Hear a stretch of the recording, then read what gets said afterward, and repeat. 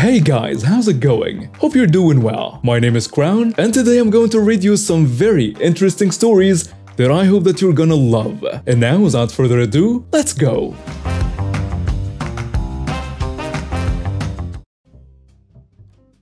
Background: I had a pretty terrible childhood. Don't get me wrong, I have heard of way worse, but it was far from healthy or normal. When I was young, my parents were millionaires. My father's parents owning several of the largest businesses in the region.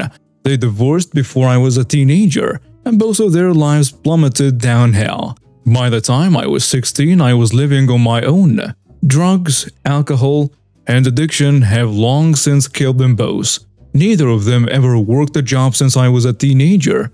Both of them died homeless before the age of 50. The situation: I joined the military and left town without ever looking back.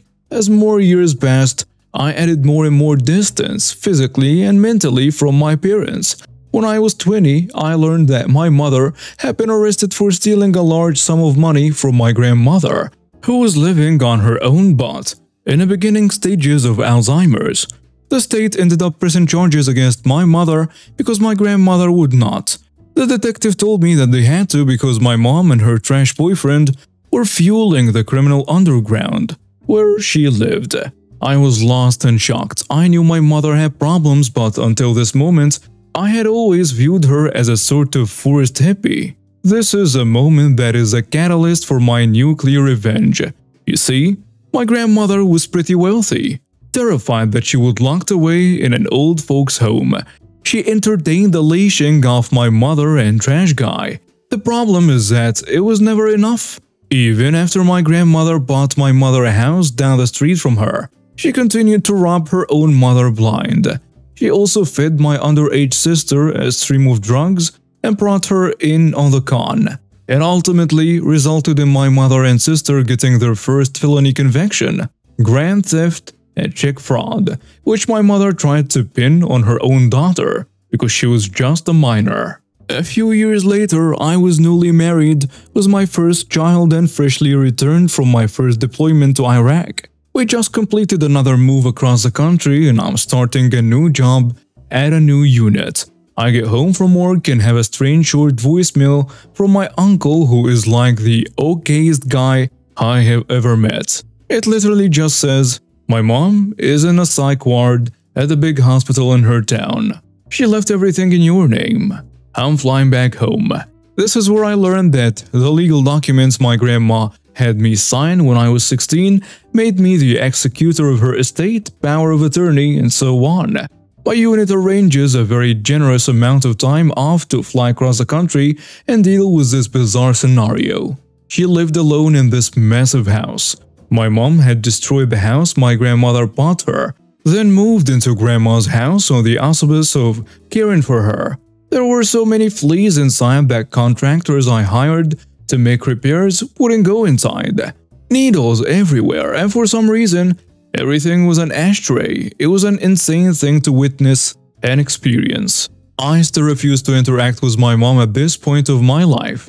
But now that I had the keys to the kingdom, aka access to the pot of gold, she tried to warm back into my life with a renewed vigor. I always just told her to get lost. My grandmother, in the meantime, had been deemed unfit to live on her own. I was 23 with a new baby in marriage, if you remember, so I made the poor decision to put my grandmother into a nursing home. I fixed up the house, rented it to create passive income so she would not deplete her savings, and headed back home. Of course, grandma is spicy and got kicked out of her swanky retirement home when she broke a coffee cup over some other lady's head for snooping around in her room. She was apparently wearing my grandmother's shoes when she got clocked. The same woman, a resident, had repositioned me in front of my wife when we were touring the facility. She was a different kind of the same spicy as grandma. Her only option after the incident was a psych ward.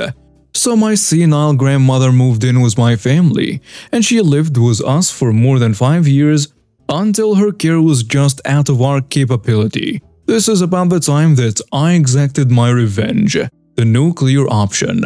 When the state filed charges against my mother way back when I was 20, Part of her restitution included a lien that was placed against her property in the name of my grandmother for a little less than 100k. Some years later, my mother had not paid her property taxes in so long that she was about to lose a house.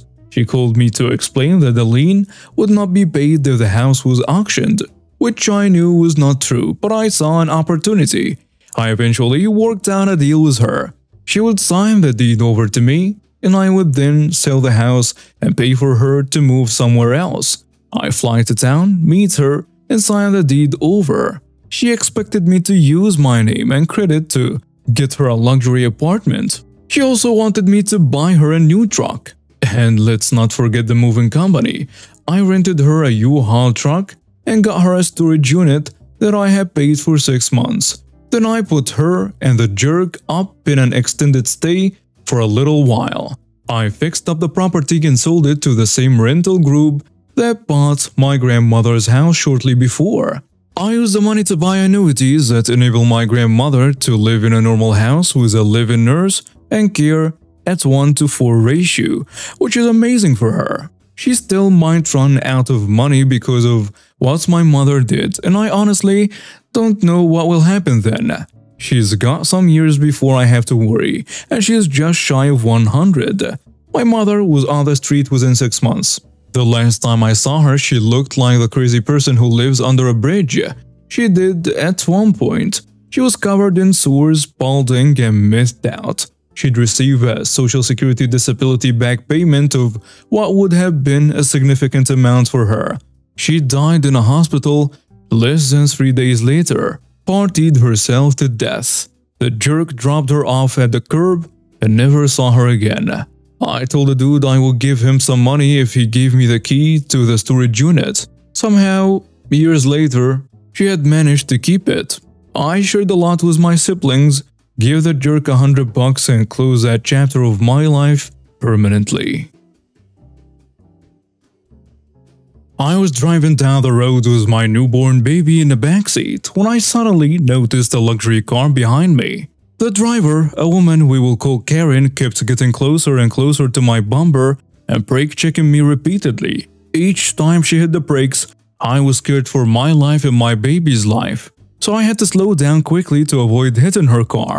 Finally, I pulled into a gas station hoping to escape from Karen, but she followed me in and confronted me, shouting and blaming me for nearly causing an accident. "What do you think you're doing?"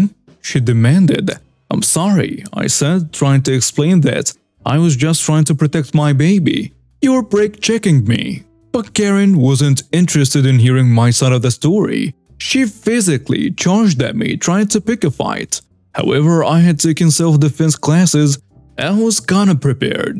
I quickly twisted her arm behind her back, pinned her to the ground and called the police. When the police arrived, they found Karen struggling to break free from my hold. They immediately placed her under arrest and took her into custody after figuring out what happened. After hearing both sides of the story and checking my dashcam footage, the police charged Karen with reckless driving, assault, and endangering the welfare of a child. These were serious charges, and Karen was facing a substantial fine and jail time. I learned that day to always be prepared to stand up for myself and my loved ones. And I also learned that there are consequences for those who put others in danger on the road. So, we live on a residential street, but that street is one of the main entry/exit points to the neighborhood with a lighted intersection at a main street. So there is heavier traffic on our road than in other parts of the neighborhood, and people using it are often pretty jerk-ish about the use of shared space. People often speed, run stop signs, and blow down the street despite speed bumps and the presence of children. It's stupid and dangerous, and when out walking my dog we just wave everyone by. Our neighborhood has multiple schools and kids all over the place at all times of day. Elderly folks out for a stroll, dog walkers, cyclists, people doing people things in their neighborhood. My main method of transportation is by bike. And let me tell you, these folks who do not understand that you drive differently in a neighborhood than you do on a main road or freeway have a real hard time with that despite being on, again, a residential street. But in my neighborhood, she has my back. About a block and a half from my house there is a vicious dip. Like this thing will mess your car up bad unless you go over it in a lifted truck or are absolutely crawling, like barely moving. This dip is also difficult to see and gauge the severity of, and usually people aren't paying attention. If you don't live here, you may not know about it or underestimate it. We hear the crunch of bumpers and the scrape of undercarriages all the time, followed quickly by the brakes of people who aren't focused on the road. The intersection where this dip is also only had 2 stop signs for cross traffic to the dip, letting the dip do the work of slowing traffic down like a yield sign. Today, like many other days, I was coming home from the store and the car pulled up behind me. I was riding center lane because there were people working between 2 parked cars that I could see and hear, but the driver behind me couldn't. My presence in the middle of the street really messed them right up, and they started gunning their engine, rather than waiting for me to clear the parked cars. I glanced behind me, saw the gesticulations, and sped up. I hit that dip going at least 15 miles per hour. Fast for a bike, but well below speed limit for a residential area. If I stand on my pedals and use my knees and elbows to absorb the shock, it's actually not a big deal for me to hit this dip going fast. In fact, I rarely slow down for it, though I don't often intentionally speed up, unless the driver behind me is acting like they have no sense in. Once again, a residential neighborhood. Now this car and I are on a journey together that will not end well for one of us. I speed up and I imagine they feel good that I got the message and I'm fleeing. Fear in my little heart at the might of their vehicle, which was a nice car, a Jaguar. I almost felt bad. Almost. I hit the dip as usual and kept going. About 2 seconds later they hit the dip. The sound of scraping plastic, grating metal and the pounds of their entire car smacking the asphalt took all my rage at their entitlement and turned it to pretty smoke that was carried away with the breeze. I felt lighter. Immediately following this episode, I did what I always intended to do. I moved to the right where there were no cars or people and let them pass. The speed at which they went over the remaining speed bumps was comical. Like a child tiptoeing past a room of sleeping parents to steal a cookie in the dead of the night. This is not the first time I've done this. It won't be the last. I've also been a helpful fairy. When I see a car coming too fast, I wave them down. If they are behind me and have been keeping a respectful distance, I slow to make them slow, saving the underside of their car. I am not only a siren luring drivers into the depths of this dip, but so help me, every time a driver puts me or someone else in danger, I will sing the siren song of the dip as loudly as I can and watch them dash themselves upon it. This wasn't a story that happened to me, but I was there to witness it happening. So I worked in a boutique shop for almost 4 years before I finally quit in September 2022. They sold basically everything. Holiday stuff, home fashion, furniture, food, pet stuff, kitchen, bathroom, candles, toiletries, you name it. This story happened in 2019, so some dialogue may not be completely accurate. I was working at the register that day and this woman came up to me with her receipt, saying that something came up wrong and was kinda rude about it, saying how she came in the other day and it was supposed to come up at a different price. At the time, registers could not do refunds. Only customer service did. So I called up someone and they told me they had to do customer service, but they will see what they can do. As we were waiting, my walkie went off and I heard my co-worker's voice come out from the other end. She said a line that makes you beyond curious upon hearing it. Can I have a manager at Register 8? Note, I was on Register 2, which is closest to the door. As I hear that, a customer walks past my register towards the door and looks at me and my customer and he responds with, "Someone call the police. We have a jerk over here," and continued to walk out the door. As soon as that customer said that, all of our attention went towards my co-worker. There was an older man beginning to scream at her from where I was at. It was a bit hard to hear because of his screaming, but I did hear something like, "You stole my money! You're robbing me and I'm going to call the police!" This guy was screaming so loud that everyone who was either within checkout or in front of the store radius was paying attention to what was happening with this guy and my co-worker. There were several people telling him that he needed to calm down, but he always responded back with, "Mind your own business." People around my register were starting to say how we needed to call for security or the police. Even the woman who complained about her receipt was saying how this guy was out of control. I honestly agreed with them, but the problem was we didn't have any security and we couldn't exactly call the police either. Eventually, two of my managers came up, both women. One dealing with my customer and the other dealing with this customer. At this point, I started taking my next customer, apologizing to her for the wait and continued on with my business. The guy did walk past my register to get to customer service, but I avoided eye contact. A little later, when we didn't have any customers, I did proceed to ask my co-worker if she was okay, and she said she was. She didn't even look fazed by what happened. I asked her what had happened since I missed the beginning of this. She told me that this customer was buying stuff and included roasting sticks that were $1 at a time. This is a rough translation of the incident. The guy will be referred to as the crazy guy.